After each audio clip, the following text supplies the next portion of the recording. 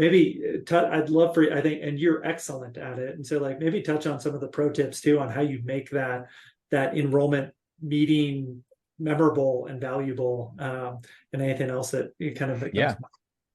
Yeah. And this was what we implemented with the Whitney's team as well. And that is the presentation. It is a dense presentation, and that's how it is like across the industry, right? You go to any company, their open enrollment presentation it's not like the most exciting when you think about it. But if you really get intentional with the communication in that presentation, and what I mean by that is develop anecdotes, develop narratives and stories, things that folks can empathize and understand. How does it actually impact them in the day to day?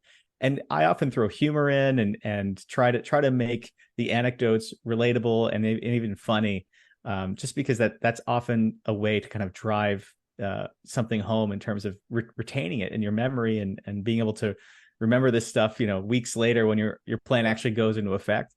And then, like Whitney mentioned, having that webinar, having Q&As, allowing people to ask questions on their terms in their vocabulary instead of trying to interpret the wild world that is benefits vocabulary, deductible, out of pocket maximum, out of network, in network.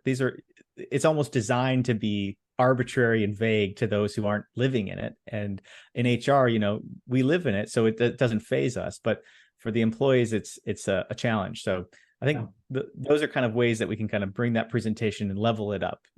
Anecdotes, stories, narratives that engage and bring it down to that level of actual experience instead of just on a slide.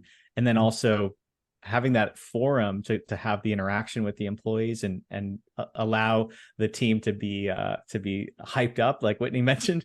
I think those are ways that I see OE, go from blase to, a happy ending.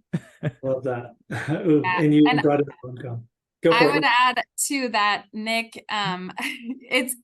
Honestly, you were offering practical tips even in this webinar. I will not forget when you said, hey, and don't forget, if you call a doctor's office and you say, hey, do you take my insurance?